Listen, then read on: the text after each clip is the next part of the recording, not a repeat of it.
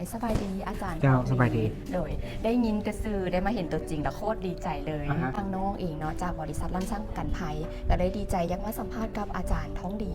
การเรียนการสอนให้กับทางบริษัทของเขาก็คือของเขาก็คือคิดเป็นระบบเพื่อการแก้ไขปัญหาอยากให้ทางอาจารย์ท้องดีเขาได้คิดเป็นตัวอย่างเพื่อแก้ไขบ่ว่าจะเป็นตัวอย่างใดก็แล้วแต่ โอเค ขอเสนอ คันสิว่าเรื่องระบบการคิดเป็นระบบเพื่อแก้ไขปัญหานี่นะ โดย สื่อมันมี2แบบบางคนเอิญ design thinking อ๋อ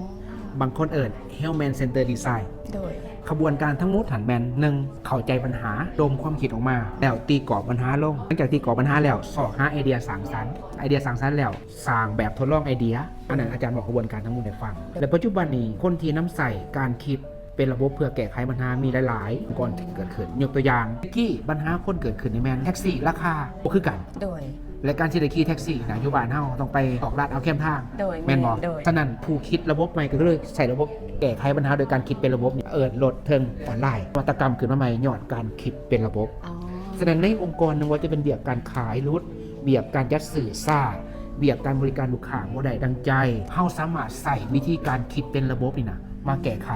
ปัญหาได้ โดย หมายสรุปรวมแล้วการคิดเป็นระบบเพื่อแก้ไขปัญหานี่นะ เจ้า เจ้าจะได้เรียนวิธีการเอาข้อมูลจากกลุ่มเป้าหมาย จ้ะ วิธีวิเคราะห์วิธีอ่านผล วิธีนำใส่ข้อมูลในการตัดสินใจ และบรรกรอันนี้มันมีหลายไอเดียสร้างสรรค์ โดย มันมีหลายปัญหา และเขาจะมีเครื่องมือให้ในการเลือกเอาไอเดียที่เป็นไปได้ที่สร้างสรรค์ที่สุดมาให้ดังนั้นผู้เขาหัวมีนะก็จะได้ฝึกวิธี creative thinking วิธี innovative thinking แปลว่าเฮียนคิดสร้างสรรค์และคิดแบบนวัตกรรม โดย ซึ่งเขามีเครื่องมือในการคิดสร้างสรรค์และเครื่องมือในการคิดนวัตกรรมให้เขาเจาะเอาไปนำใส่ตัวจริง โดย อันนั้นคือในการฝึกของมันนี่ เลย น้องสมัครไปถามเขาเจ้าใดว่าเขาเจ้าใดเครื่องมืออหย่าง อย่าง ไหน แน่มันบอก ใน2 วันนี่เดินถามเราว่าจะได้เครื่องมืออหย่างไหน บอก ตอนนี้เขาเจ้ากำลังเฮ็ดเฮ็ดไอเดียสร้างสรรค์อยู่ โดยอาจจะลองไปสัมผัส ลองสัมผัสเลยก็ โด ได้ ยขอบใจหลาย